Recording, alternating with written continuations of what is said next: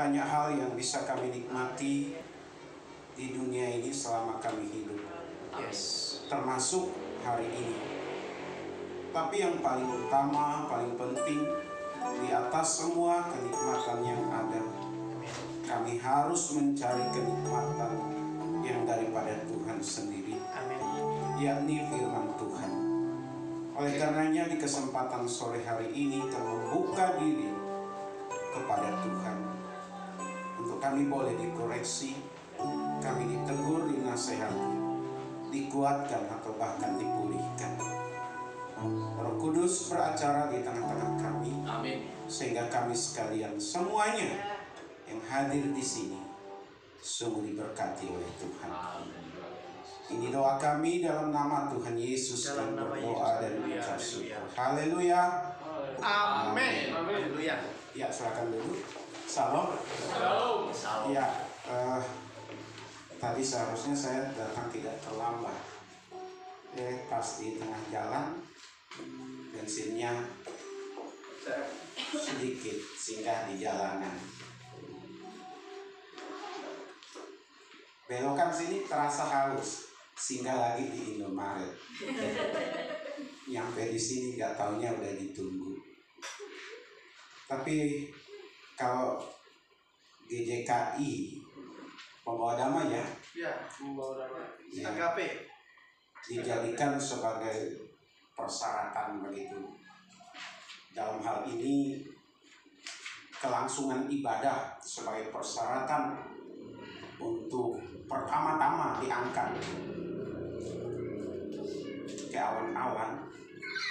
Jangan gitu Pak, jangan dulu kan. Ya, GJKI yang paling pertama. Oh, jangan gitu Pak.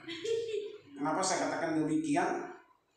Yang lain, termasuk gereja saya selama pandemi, ya ibadah. Ibadah online. Online dengan ibadah, pertemuan seperti ini maknanya sama, tetapi nuansanya, rasanya sangat berbeda. Fellowshipnya nggak dapat. Iya. Dan kalau ibadah di rumah harus bisa mendisiplinkan diri. Kalau dia tidak bisa mendisiplinkan diri, dia nggak akan bisa ibadah. Tertidur ya. Iya. Kalau di sini kan nggak bisa tidak. Telat kekunci ya Pak Lukas ya. Kok tahu Pak Parang Pak? Pak Parang kok tahu saya bisa teman Pak Parang? Oh. Karena ada yang meninggal, teman saya di rumah sakit. Iya. Itu di event, makanya saya mampir sebentar. Itu luar biasa gitu ya. Jadi saya setuju dengan pendapat Pak Ngadi, kita tidak boleh tengkurap.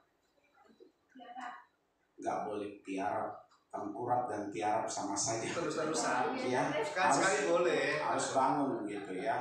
Toh masalah hidup mati itu di tangan Tuhan. Kami sedang berbenah gereja, kita pengecatan. Tadi saya berangkat ke sini, mereka masih kerja. September mudah-mudahan udah bisa jalan ibadah gitu ya. Yang paling saya kesal, selalu ditanya kapan GKRI Epifania buka untuk ibadah. Ditanya begitu kesal, sebab yang menanya ini adalah jemaat yang sebenarnya hari-hari biasa jarang datang beribadah. Ini meledek gitu. Ya. Sebulan sekali, sebulan dua kali baru datang. Giliran ditutup tanya kapan bukanya. Saya mau cepusin jemaat. Lucu rasanya kalau gembala sidang berantem sama jemaat. Iya. Oke, saya takutnya lama. Mari kita lihat firman Tuhan. Galatia. Kembali dari kitab Galatia.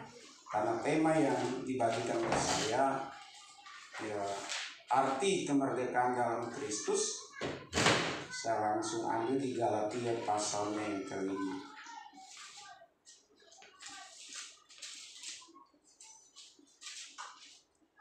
Ayatnya yang pertama sampai ayatnya yang ke-15. Sidang Jemaat boleh baca secara keseluruhan nantinya, tapi kita baca ayat 1 sampai ayatnya yang kedua saja. Galatia pasalnya yang kelima ayat 1 sampai 15. Kita baca ayat 1 sampai yang kedua. Sama-sama 1, 2, iya. Supaya kita sungguh-sungguh merdeka, Kristus telah memerdekakan kita. Karena itu berdirilah teguh dan jangan mau lagi dikenakan buku perhambaan. Sesungguhnya aku Paulus berkata kepadamu, jikalau kamu menyunatkan dirimu, Kristus sama sekali tidak akan berguna bagimu. Ya, kita baru saja merayakan bersama-sama, yaitu hari jadi bangsa kita yang ke-75. Ya, cuma tahun ini tidak seperti tahun-tahun sebelumnya. Ya, perayaan lumayan kali ini kalau mau bepergian bebas masuk, keluar masuk gang. Kalau hari-hari biasa, jalanan yang harusnya ditempuh dalam beberapa menit bisa puluhan menit, bahkan nggak bisa lewat sama sekali karena ditutup kan dengan pertandingan begitu. Nah, kita tidak membicarakan tentang bagaimana perayaan kemerdekaan. Sekalipun kemerdekaan itu harus benar-benar kita rayakan sebagai bentuk kebahagiaan, wujud kebahagiaan kita sebagai orang yang merdeka. Selaku warga negara Indonesia, kita memang sudah merdeka. Sekalipun ada orang yang mengatakan belum merdeka juga, begitu. Di tengah-tengah, dari segi hukum kita sudah merdeka. Tetapi ada warga negara yang memang benar-benar belum merdeka. Merdeka secara bangsa iya, tetapi belum tentu mereka merdeka secara kerohanian. Sebab firman Tuhan mengatakan tadi, yang hanya ada di dalam Yesus, orang itu benar-benar merdeka. Jadi kita memiliki kemerdekaan ganda. Merdeka secara fisik, secara kewarganegaraan, tapi juga kita merdeka secara rohani. Bahkan ini jauh lebih penting daripada merdeka sebagai sebuah bangsa atau warga dari sebuah bangsa. Nah, sidang jemaat yang dikasih oleh Tuhan, tema kita arti kemerdekaan dalam Kristus. Yang pertama, arti kemerdekaan dalam Kristus adalah kemerdekaan kita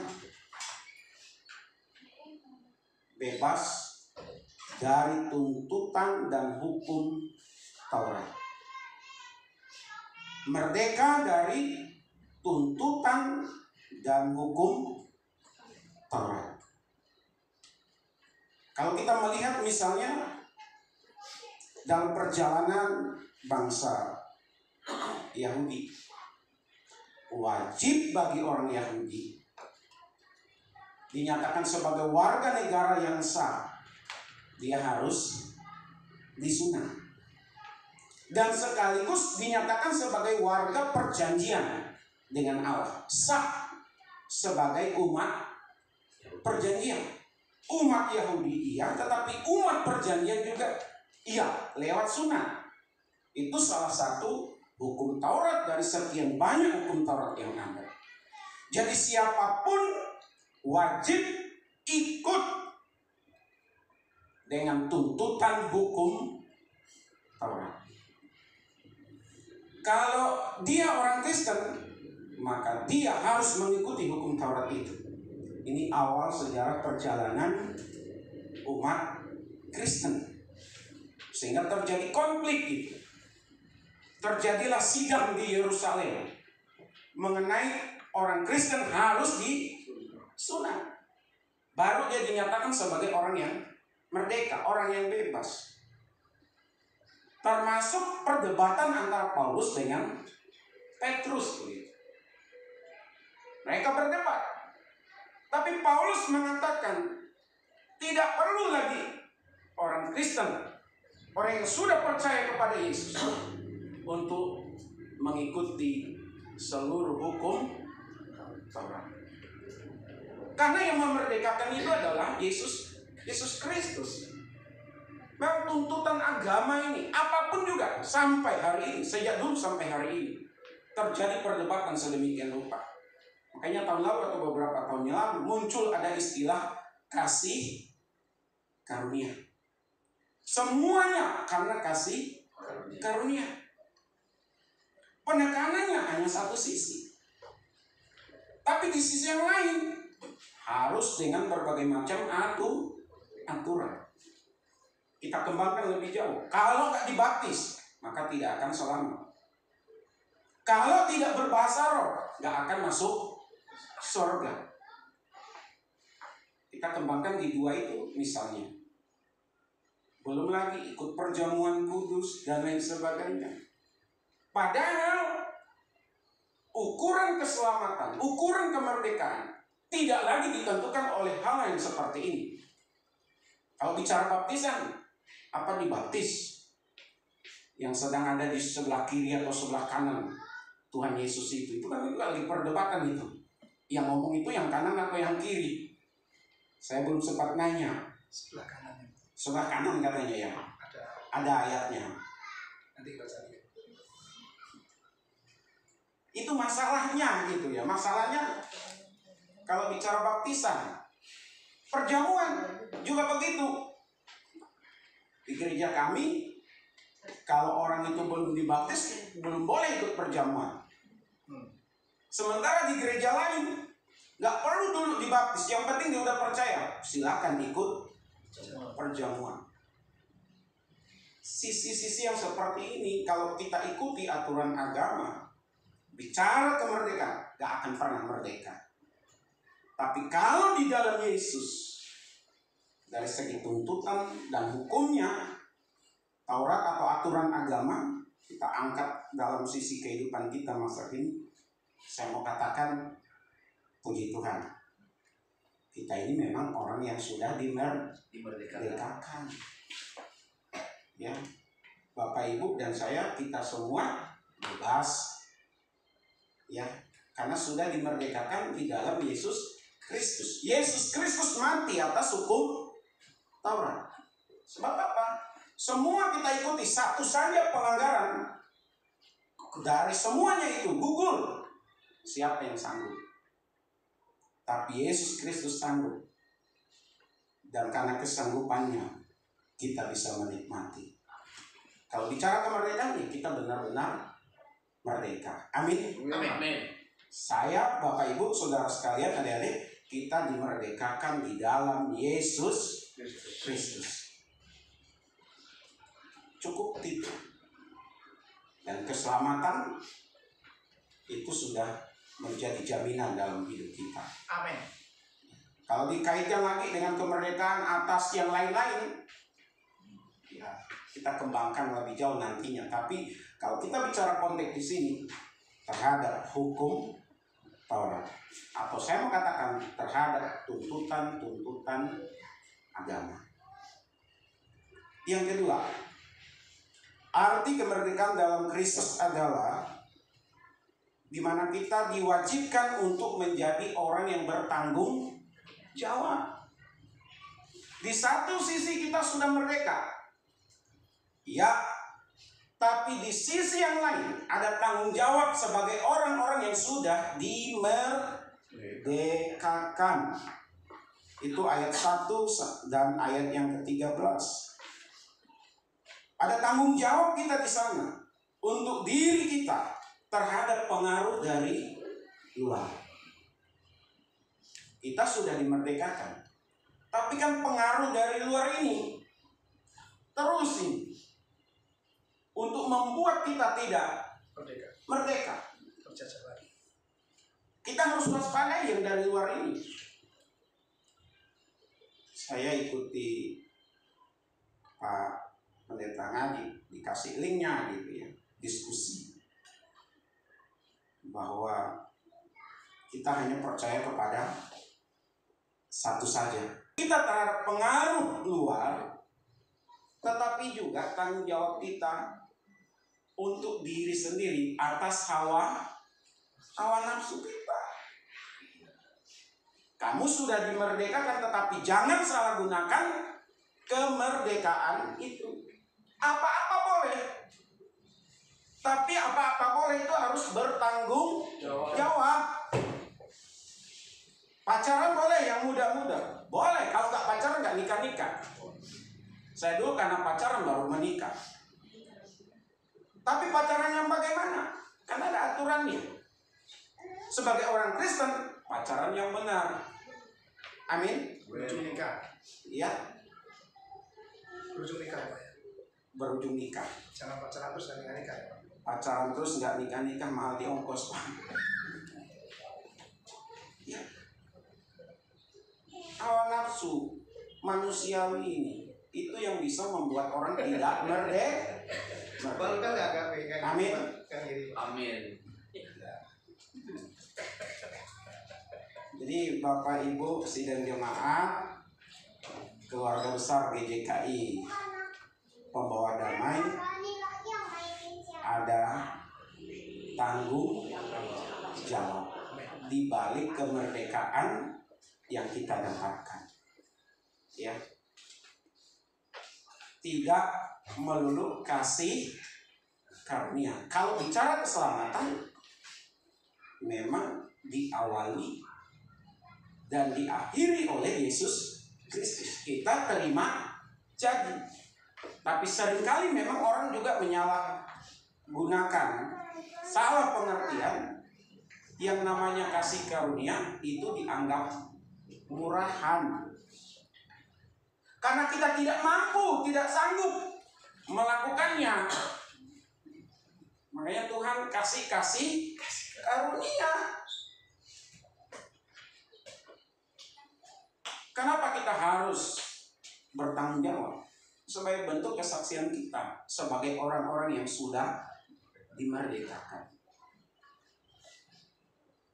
Mabok, jalan terus. Ya, nipu, jalan terus. Berzina, jalan terus. Alasannya, toh udah merdeka. Apa saja boleh dilakukan. Toh nanti ujung-ujungnya tetap selamat. Karena kasih karunia ada. Tapi hilang tanggung jawabnya di hadapan Tuhan. Padahal di pengadilan Kristus Yesus saat kita diperhadapkan, maka kita akan diminta pertanggung jawaban. Jadi hati-hati. Kekristenan itu bukan main-main. Kekristenan itu bicara pemikiran, bicara sikap, bicara perbuatan. Kalau kita lihat sejarah gereja, luar biasa mereka. Kita ingat misalnya Yohanes Huss, Wycliffe, Martin Luther, juga Yohanes Calvin, begitu ya. Mereka ini orang-orang yang luar biasa. Mendisiplinkan diri dan orang lain untuk menjadi pengikut Kristus yang dinyatakan sebagai pengikut Kristus yang sudah benar-benar merdeka. Jadi kalau semuanya serba bebas, semuanya serba boleh, saya mau katakan itu bukan ajaran kekristenan yang sebenarnya. Saya mau katakan itu Kristen palsu. Karena bagaimanapun Tuhan Yesus menuntut para muridnya dan menuntut kita sekarang, apa yang ada sekarang ini juga sebagai muridnya, untuk menjadi pribadi-pribadi yang bertanggung jawab. Amin.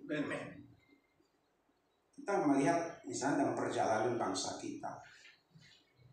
Kalau pemerintah kita ini perlu digaris bawahi terhadap pengaruh luar, tetapi juga terhadap pengaruh dalam diri kita. Karena kita ini sekali lagi saya mau katakan, saya ulang-ulang, masih dalam daging.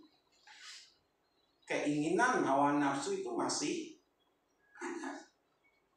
Sebagai suami istri harus saling mengingatkan juga. Ya. Jangan sampai bawa kendaraan, bawa mobil, bawa motor, ada kalau laki-laki nih ya, cewek cakep misalnya, perempuan cakep di pinggir jalan, matanya ke arah sana, jalanan gak dilihat lagi gitu ya. Kelamaan. Papi dong, ini kayak papi. Suami wajib mengingatkan istri, istri wajib mengingatkan suami. Orang tua wajib mengingatkan anak, anak wajib mengingatkan orang tua. Hamba Tuhan wajib mengingatkan jemaat, jemaat pun wajib mengingatkan hamba Tuhan. Jangan sampai hamba Tuhan jalan sendiri, dia menyatakan dirinya paling hebat, paling benar, paling berkuasa, padahal jemaat tahu itu salah. Dibiarkan, sama juga mencelakakan hamba Tuhan. Jemaat gak diingatkan oleh hamba Tuhan. Hamba Tuhan bukan gak tahu, tapi jemaatnya jemaat yang berpengaruh, punya uang, punya jabatan. Kalau ditegur, hilang pergi ke gereja lain.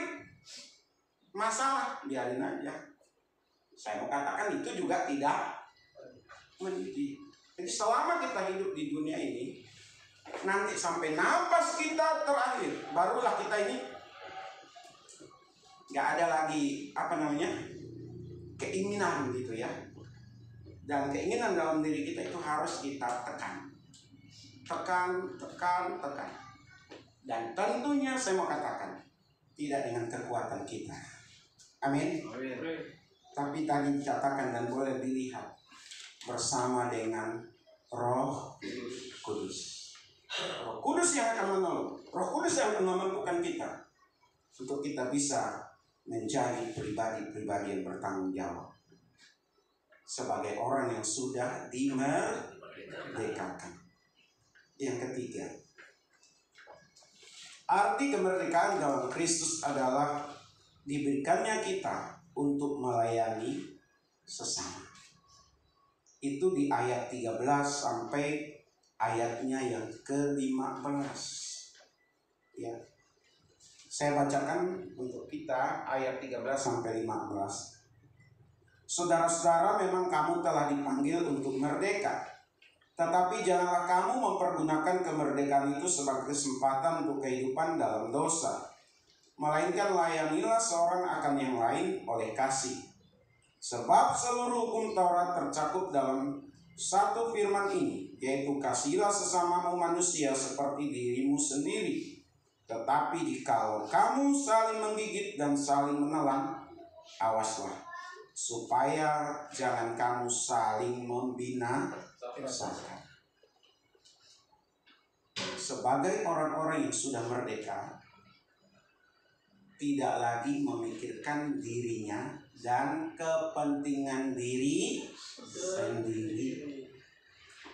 Tapi orang yang merdeka, dia akan mulai dan terus memikirkan orang lain. Bagaimana melalui dirinya orang lain diberkati. Bagaimana melalui dirinya orang lain disemangati. Bagaimana melalui dirinya orang lain jauh lebih maju dari sebelumnya. Saya senang Pak Ngadi terus bergaul dengan banyak orang yang hebat-hebat nih. Dan bahkan gereja ini coba membangun sesuatu yang baru, ekonomi kreatif. Banyak orang sulit mencari pekerjaan dan mengatakan pekerjaan itu tidak ada. Tapi bagi kita justru pekerjaan terlalu banyak. Amin. Benar. Karena kita bukan mencari kerja, tetapi menciptakan pekerjaan.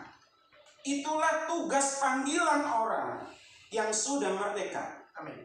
Bagaimana dia berarti bagi orang lain. Ya, jemaat siapapun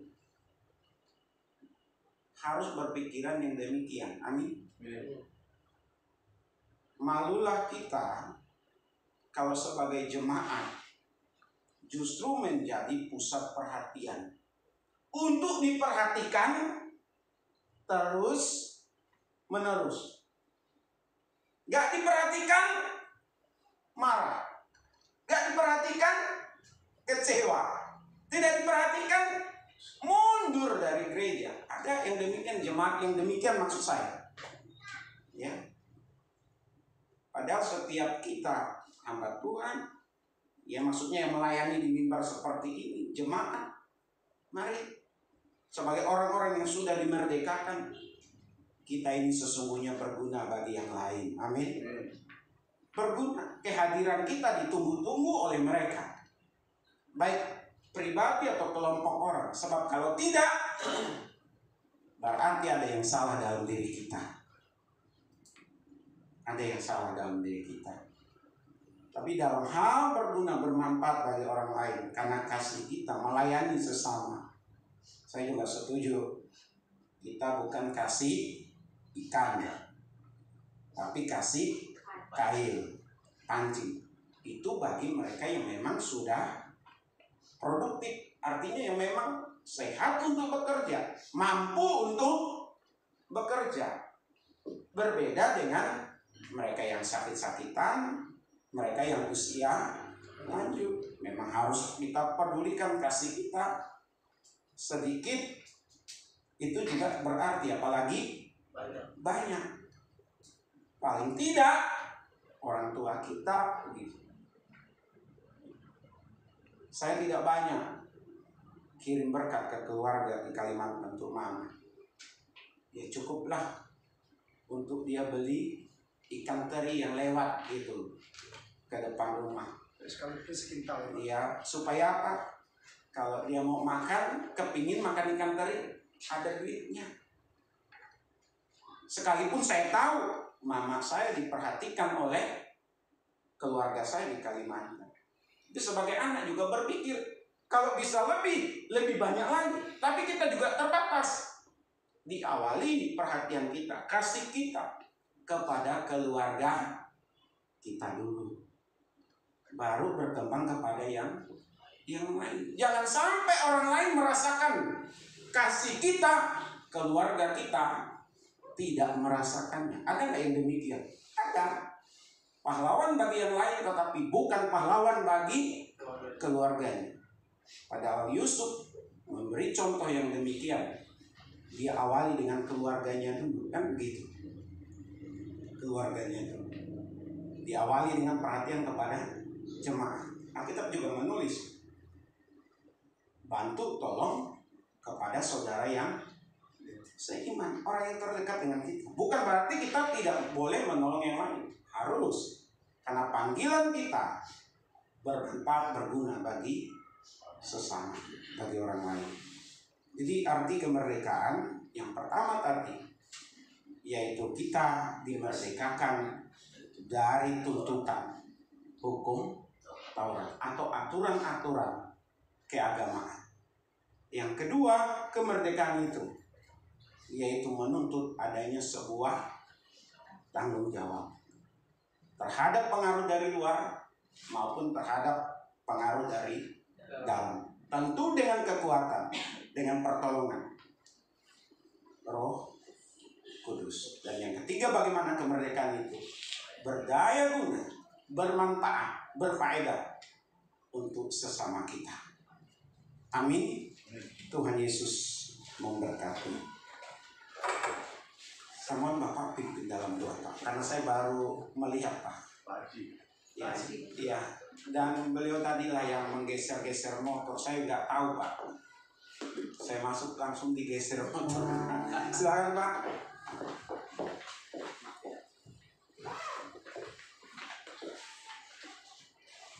Mari kita satu dalam doa.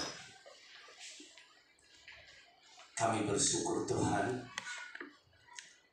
pada sore hari ini kami benar-benar diberkati oleh hamba-Mu Pak Paran Sakyu. Kami bersyukur Tuhan bisa mengerti tentang arti kemerdekaan dalam Kristus yang sesungguhnya. di mana Tuhan membebaskan kami bukan hidup lagi menurut tuntutan hukum Taurat, tetapi kami hidup karena Kristus dalam diri kami sendiri. Kami telah dibebaskan, kami telah dimerdekakan dalam Kristus. Terima kasih Tuhan. Arti kemerdekaan dalam Kristus, kami juga harus bertanggung jawab terhadap tindakan-tindakan, terhadap perilaku kami, maupun dari dalam diri kami sendiri, hawa nafsu dan keinginan daging kami Tuhan. Biar Roh Kudus yang selalu mengajarkan, menuntun kami, agar kami juga bisa mengendalikan diri sebagai tanggung jawab kami, orang yang dimerdekakan dalam Kristus. Dan terima kasih Tuhan, arti kemerdekaan dalam Kristus, Tuhan menuntut kami untuk melayani sesama. Berikan kami kekuatan Tuhan, agar dalam hidup kami sehari-hari kami bisa bermanfaat untuk keluarga dan untuk sesama kami seiman dan siapapun juga. Hanya dengan kekuatan dan pertolongan Roh Kudus yang memampukan kami untuk melakukan firman-Mu dan untuk menjadi terang di setiap perjalanan hidup kami. Terima kasih Bapa, berkati hamba-Mu yang telah memberkati kami pada sore hari ini. Kami berdoa dan mengucap syukur hanya dalam nama Tuhan kami Yesus Kristus yang hidup. Haleluya. Amin.